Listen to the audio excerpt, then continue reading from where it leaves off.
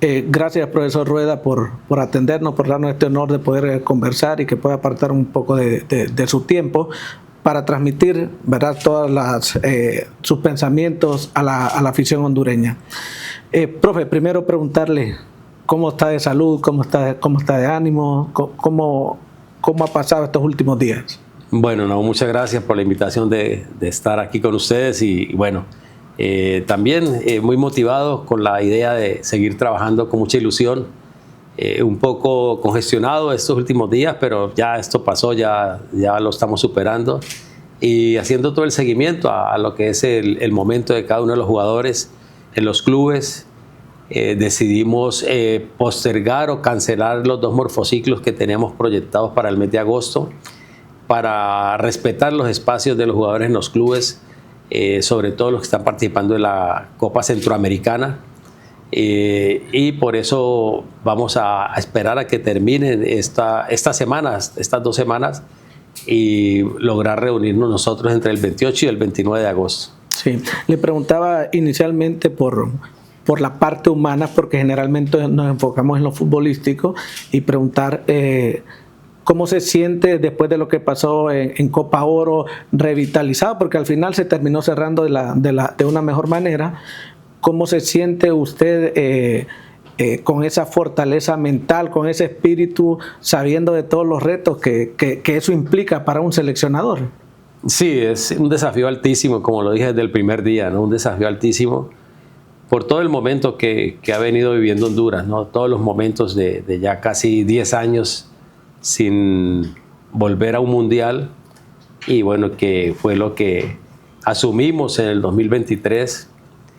Y ahora, después de esta experiencia que acabamos de vivir en Copa Oro, que fue muy positiva, aún con el golpe que tuvimos al inicio, que fue bien traumático, pero que nos demostró que el grupo es un grupo noble, un grupo muy receptivo, muy leal, con mucho carácter, que se impuso y que reaccionaron y lo hicieron con mucha entereza, y creo que eso motiva mucho a pensar que puede estar un nivel muy, muy cercano a lo que queremos. O sea, creo que esta Copa Oro, sin autoengañarnos, con todas las dificultades que tuvimos, nos dio una buena información, y seguro que nos confronta permanentemente a todos como cuerpo técnico para esta recta final que van a ser otros. Nosotros aspirábamos a jugar 6 juegos en la Copa Oro, llegar a la final. Hicimos solamente 5, ahora tenemos que jugar 6 para llegar al Mundial, y ese es el desafío altísimo. Son 6 juegos, es 6 finales. 6 finales que queremos para lograr la gran meta. Sí, sabemos que de Copa Oro hasta hoy, hasta esta fecha, han sucedido cosas de forma individual con los jugadores, ¿verdad?, en cualquier tema de logística que pueda incidir. ¿Cómo está Honduras? ¿Cómo lo ve usted con todos esos cambios que han habido? Jugadores que han cambiado de club, jugadores, unos que han subido un nivel, otros que han bajado. ¿Cuál es la radiografía suya en este momento de la selección? Bueno, a la distancia es impredecible, porque como usted lo decía, jugadores que cambiaron de club, clubes que cambiaron de entrenador o van a cambiar, algunos que mantuvieron su continuidad en sus clubes, otros jugadores que se lastimaron, otros jugadores que están a la expectativa todavía sin definir su futuro o sin empezar sus ligas. O sea, es muy, muy irregular o muy incierto el nivel de la selección como selección. Hemos estado a la distancia conversando con los jugadores, siguiendo su trabajo de preparación previo al inicio de las ligas. No es quizás el más alentador de los niveles, y bueno, yo creo que esa es la exigencia de selección nacional y de ser jugador de selección nacional, ¿no? Prepararse a conciencia, autoprepararse, y en el momento de ser considerado estar en el nivel ideal para corresponder a la selección. ¿Usted se esperaba que cosas como estas estuvieran sucediendo con toda la experiencia que tiene en una ventana de traspasos también que incide en la selección nacional, por supuesto? ¿Se esperaba que cosas como estas sucedieran o usted hizo recomendaciones a los jugadores previamente? Bueno, es algo que es inevitable, ¿no? Es algo que es inevitable. Estas participaciones en estos torneos como la Copa Oro da y que es la expectativa que tienen los jugadores, ¿no? Muchas veces de jugar esos torneos y de proyectarse a nivel internacional, de cambiar de equipo, de cambiar de estatus, cambiar el contrato. Y parecía que iba a estar muy quieto, pero de un momento a otro se movió, y quizás no en el porcentaje que algunos esperaban, pero sí cambios que nos afectan dentro de la proyección que tenemos, ¿no? De lo que finalmente terminamos realizando en la Copa Oro. De modo que esa es la exigencia de la tarea nuestra en el cargo de seleccionador nacional: estar permanentemente informado, estar en contacto con los jugadores.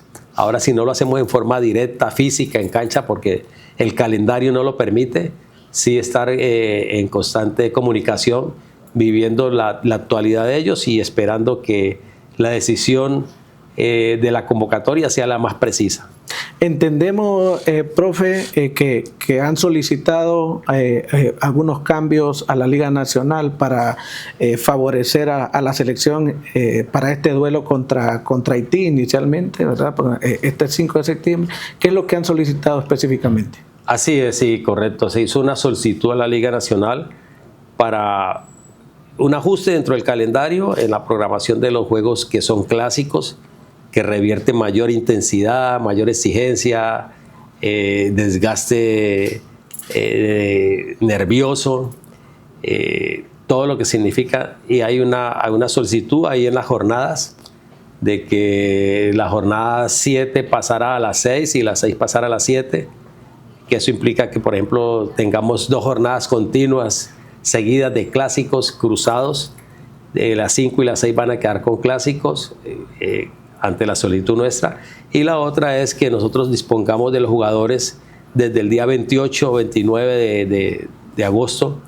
Por ejemplo, los de Olimpia y Motagua, que tienen competencia esa semana de Copa Centroamericana, y España, que juega el día 28, para que nosotros podamos empezar la recuperación de esos jugadores el día 29, y el día 1 que inicia la fecha FIFA, que es la solicitud, tener esos jugadores ya con un nivel de poder aplicar estímulos de entrenamiento altos cuando también lleguen los del exterior, que estarán llegando entre el 1 y el 2 de septiembre, ya que el 3 estaríamos viajando a Curazao para el juego del día 5. Creo que el gran aporte de la Liga Nacional sería regalarnos esas 72 o 96 horas importantes para poder tener la selección en un buen nivel. ¿Usted siente que la respuesta de la Liga Nacional va a ser positiva, que hay esa relación entre Reinaldo Rueda, los equipos, los presidentes, la federación y los equipos para apoyar este proceso? Porque al final este es un objetivo de país. Vital, yo creo que es determinante, sí, porque es un gana-gana. Y es cuidar a los jugadores, es cuidar la integridad física de los jugadores, es seguir proyectando internacionalmente a los jugadores, porque, como siempre lo he dicho, ¿no?, a nivel de selección nacional nosotros tenemos la responsabilidad de mostrar en la faz internacional, en la élite, el trabajo que día a día desarrollan los profes en los clubes, ¿no? El día a día de cada uno de los entrenadores de la Liga Nacional se refleja en la selección nacional. Y creo que es cuidar la integridad física de los jugadores, brindándoles unas horas más de recuperación y unas mejores horas de preparación para estos partidos de clasificación al Mundial. Profe, digámosle a la gente quién es Haití actualmente como selección nacional. Usted, que seguramente lo ha estudiado a profundidad porque le corresponde, porque vamos en busca de un triunfo, seguramente necesitamos arrancar ganando. ¿Qué tiene Haití? Porque en una voz generalizada, Honduras está por encima de Haití. Bueno, yo creo que una de las situaciones que siempre manejamos con la selección nacional es siempre respetar a los rivales, ni sobrevalorarlos ni subvalorarlos. y todas las selecciones por algo están en esta instancia, ¿no? O sea, ustedes se dan cuenta que son 41 selecciones en CONCACAF, 41. Si sacamos los 3 que están clasificados al Mundial por ser las sedes, Canadá, Estados Unidos y México, quedarían 38. De las 38 hay 12 que están aspirando a clasificar al Mundial. 12, o sea que se quedaron 26 en el camino. Hay 26 selecciones que se quedaron en el camino. Y esas 12, que son los 3 cuadrangulares, son todas muy competitivas, todas. Los 3 grupos son muy difíciles. Y Haití tiene la gran ventaja que son jugadores que no viven en Haití, no juegan en Haití. Todos son jugadores que se fueron hace años de Haití, que compiten en ligas europeas como Francia, como Bélgica, como Holanda, como Dinamarca e incluso en Italia. Son jugadores que están desarrollados en un mejor entorno futbolístico. Es una selección muy competitiva con 2 o 3 grandes jugadores de experiencia, de recorrido, y unos jóvenes de gran proyección internacional que por algo están posicionados en ligas competitivas, incluso en Sudamérica, en la MLS también. O sea que es una selección, Haití es una selección muy fuerte, muy competitiva. ¿Usted cree que este grupo, profe, se va a decidir en ese último partido contra Costa Rica? Ese boleto directo. Esa clasificación siempre es así, ¿no? En el último partido es muy equilibrada. La ilusión es poderlo definir antes. No va a ser fácil. Hay que sumar todos los puntos posibles en calidad de local y ser muy disciplinados, muy aplicados, muy inteligentes en los partidos que juguemos de visita para sumar los puntos. Y ojalá que podamos estar en una mejor posición para esos partidos de visita en la última jornada de noviembre. Sí. Profe, disculpe que tenga que individualizar en algunas preguntas de jugadores, pero creo que lo amerita por todo lo que ha venido pasando. Caso de Denil Maldonado, se cambió de equipo, se fue a Rusia. ¿Qué está pasando con Denil Maldonado? Sí, Denil, aparte del cambio de cultura futbolística, de club, de metodología de entrenamiento, de llegar a un nuevo entorno, también tuvo una molestia en su lesión anterior del tobillo por no estar con los tacos y las plantillas ideales los primeros días de entrenamiento, y eso le ha costado, ¿no? Por eso no ha podido ser de la partida inicialmente ni tener la participación en los volúmenes de juego, de preparación que hubiéramos querido que él tuviera. Sí, y el caso de Kervin Arriaga. Kervin también, aparte de su semana de pausa que hizo y su nueva transferencia también nuevo club, llegó a su nuevo club con una molestia en el recto femoral, el cuádriceps de su pierna izquierda, y ha estado sometido a fisioterapia. Por eso no ha hecho una pretemporada completa y por eso no ha podido ser inicialista ahora con su club en la Liga Española. Lo tienen ahí en preparación, acondicionándolo para quizás poderlo tener más adelante. ¿Usted cree que va a poder contar con Kervin Arriaga, bro? Pues esperemos a ver si puede jugar, si tiene las condiciones, si el departamento médico lo habilita, el departamento médico de su club, y que podamos tenerlo con nosotros. Sí. Es bueno que Julián Martínez, ¿verdad? Un jugador que ha ido teniendo elevando su nivel en selección nacional, es bueno que se haya ido para Portugal en este momento. Bueno, es un aspecto que ya es un hecho cumplido, que hay que asimilarlo así. Lo conversamos bastante.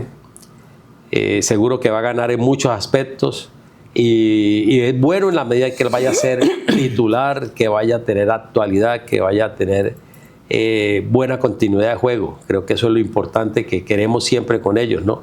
El caso de estos jugadores que han cambiado, como Denil, como Kervin, como Carlos Pineda, como Julián Martínez, que han cambiado de club, que vayan y sean protagonistas, que tengan continuidad para poder que tengan un buen nivel para la selección. ¿Usted cree que el cambio, por ejemplo, de un Carlos Pineda a un equipo de menor categoría en Costa Rica es una buena decisión, partiendo de que viene de un equipo ganador, exigente, a un equipo, como decimos, que pelea permanencia en Costa Rica? Sí, es un proyecto diferente al que venía teniendo Carlos, ¿no? Con el Olimpia, pasar de un equipo como el Olimpia, donde iba a tener la doble competencia de la Liga Nacional y la Copa Centroamericana, a un equipo como el Sporting, que está en otra transición, en otro momento. Es un proyecto que más a mediano o largo plazo lo que le apostó Carlos. Bueno, él quiso oxigenarse, quiso dar ese paso, no se dio su continuidad en el Olimpia, y bueno, esperar que sea positivo para él, en la medida también que pueda tener esa continuidad y que pueda seguir aportando a la selección. Sí, bueno, hay dos casos de dos jugadores de los que más se habla en este momento. Uno es el tema de Luis Vega, un seleccionado nacional, un jugador que usted ha tenido la confianza con él en este proceso, pero que ha decidido, no ha estado entrenando el jugador, está esperando una oportunidad en el extranjero, la cual no se ha dado hasta la fecha. Es un tema preocupante para usted como seleccionador, para la selección en general. Indudablemente, sí, es una pena que no se haya dado esa transferencia que esperaba Luis, que creyó que se iba a dar ahora en la pausa de Copa de Oro, y esperar que ahora pueda solucionar su situación, ¿no? Tengo entendido que ya Luis inició o va a iniciar entrenamientos con el Motagua, ahora con la nueva orientación técnica. Esperar que tenga un buen suceso, que recupere el tiempo perdido, que no va a ser fácil, aparte de sus 2 semanas de vacaciones. Seguro que tuvo otros días de inactividad, la expectativa si se iba o no se iba, y que ojalá eso no lo haya afectado tanto, ¿no? Para que podamos tener a un Luis Vega en un buen nivel en la Liga Nacional. ¿Qué hace en este caso usted como técnico? ¿Qué papel, profe, cuando ve un jugador de selección que decide no entrenar cuando a las puertas tenemos una eliminatoria crucial? Bueno, he conversado con Luis específicamente en ese caso, invitándolo a que reconsidere su posición, tanto para continuar en Motagua o para ir a otra parte, pero que debería tener esa preparación, esa conciencia de saber que independiente de a dónde vaya, tenía que estar en un buen nivel, ¿no? Y trabajar con el club, hacer tanto trabajos individuales como trabajos colectivos, y que esto lo mantenga en un buen nivel. Sin duda también le resta, por decir, puntos al momento de ser tomado en una convocatoria, el hecho de haber estar sin ritmo en este momento. Indudablemente, claro. El no tener competencia, usted sabe que la competencia es innegociable, no se cambia por nada. Y bueno, todo esto influye para lo que es el inmediato de Luis en esta situación, ¿no? Sí. Profe, también el otro jugador del que hablamos, del que la gente cuestiona mucho, constantemente, es el Choco Lozano.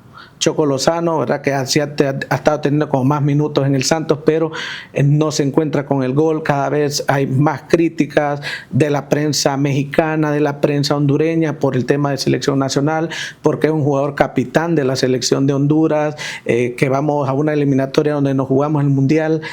¿Qué cree que está pasando con el Choco Lozano?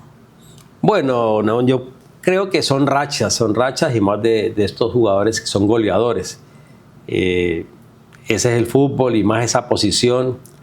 Yo creo que el llegar a ese club quizás no llegó en el momento oportuno, por el momento que estaba viviendo el club, que inclusive quedó fuera de la liguilla con muchas jornadas de anticipación. Tampoco ha tenido fortuna con las lesiones. Creo que las lesiones lo han afectado mucho para tener un buen rendimiento, y que ese rendimiento se hubiera reflejado después en situaciones de gol, ¿no? En concretar. O sea que no solamente ha sido el cambio, la adaptación a los nuevos compañeros, el acompañamiento, qué tipo de compañeros, qué características de compañeros tiene, el momento del club. O sea, desafortunadamente no se ha dado todo para que él pueda tener un mejor comportamiento, y quizás que esos goles que él hiciera allá también le sirvieran de confianza para venir a la selección. ¿hay algo que se pueda hacer, que usted pueda hacer pensando en la selección nacional y en esta recta decisiva como para recuperar desde la parte psicológica, desde la parte anímica, desde la parte futbolística el Choco? Difícil, desde la parte futbolística es lo que él haya logrado en su club, ¿no? Que creo que ha sido muy intermitente, muy regular por las lesiones ahora último, ahora tuvo también sanción.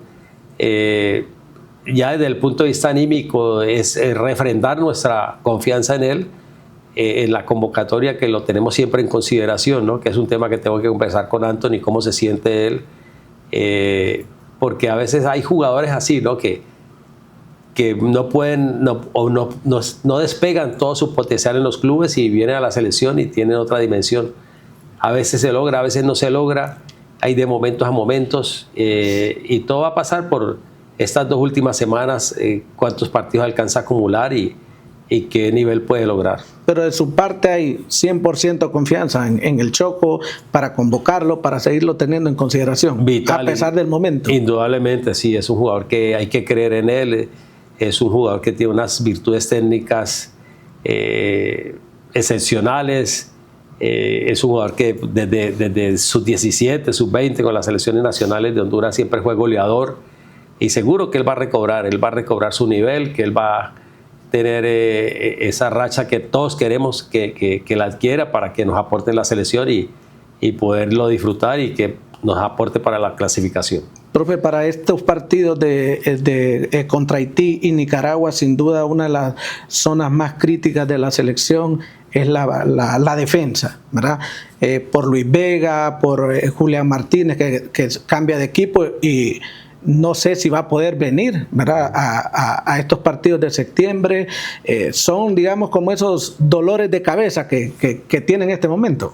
Sí, indudablemente que es las confrontaciones, las evaluaciones que se hacen y esperar estas 2 últimas semanas, bueno, menos de 2 últimas, una semana casi que me queda para hacer el bloqueo de los jugadores que están en el exterior y los de la Liga Nacional, convocarlos.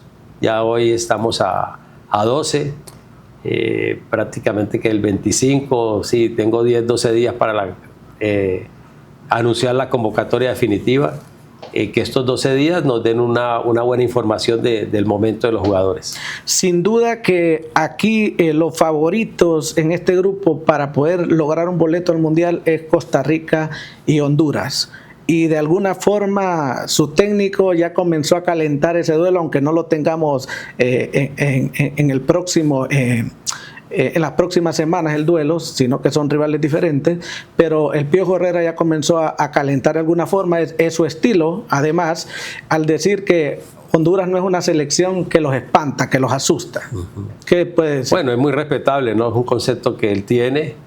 Los partidos hay que jugarlos. Nosotros siempre tenemos un gran respeto por nuestros rivales, y solamente que el día que llegue el partido Honduras tenga tanto su nómina completa como la intensidad y la inteligencia del juego para poder resolverlo a favor nuestro. ¿Qué diferente o cómo visualiza usted esta recta final, profe, con todo lo que hay en el ambiente? ¿Sí sigue confiando al 100% que podemos lograr ese boleto de forma directa? Indudablemente, creo que está toda la motivación, la convicción, la fe intacta en los jugadores, en que lo podemos lograr, que tenemos 6 partidos para jugarlos, 6 partidos para lograrlo.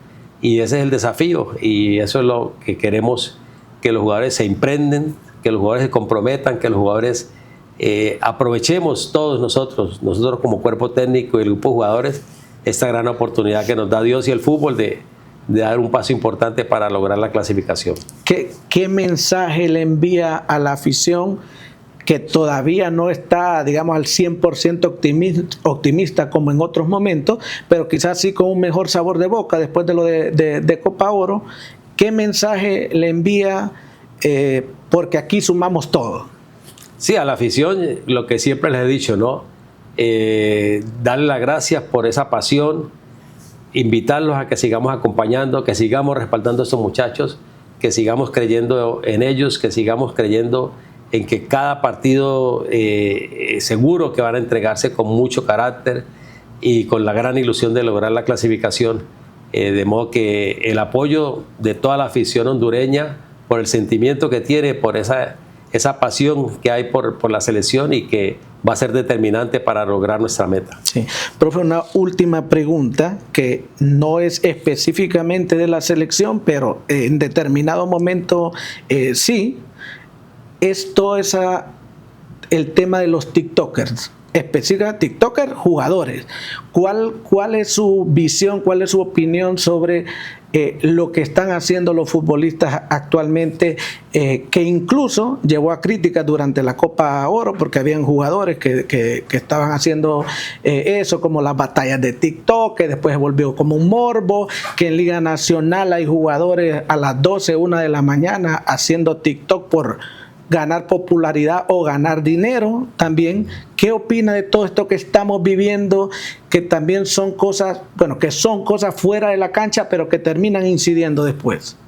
Sí, creo que el jugador tiene que ser inteligente y saber que tiene que cuidar su imagen, saber en qué momento maniobra con este tema de las redes sociales. Normalmente el jugador de fútbol tiene esa situación, ¿no? No duerme en determinadas horas. ¿Por qué? Porque a veces el cansancio, el agotamiento, el estrés logra conciliar el sueño muy tarde, y a lo mejor estas situaciones lo distraen. Estas situaciones no es justificable que se expongan mediáticamente en una forma tan intensa.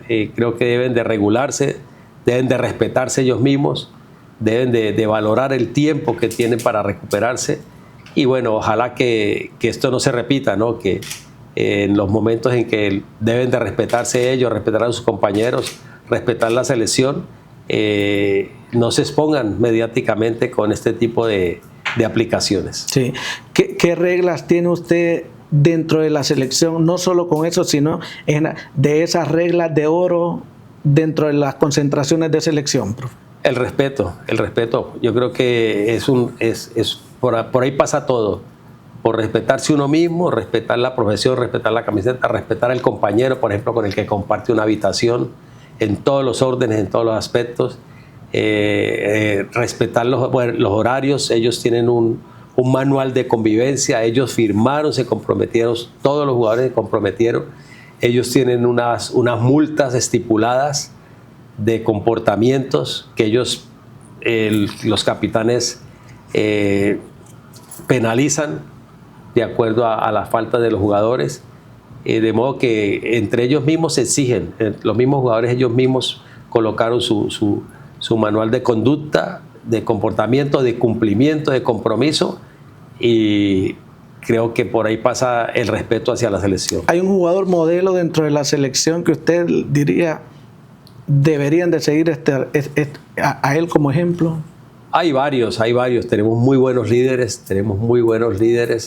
Yo creo que es injusto mencionar uno solo en un grupo tan amplio de jugadores, pero tenemos muy buenos líderes, cada uno con características diferentes, pero jóvenes que seguro están muy comprometidos por todo lo que han hecho en su carrera nacional, y creo que estamos en ese paso de lograr lo que todos ellos han anhelado en su proyección profesional, ¿no? De ir a un mundial.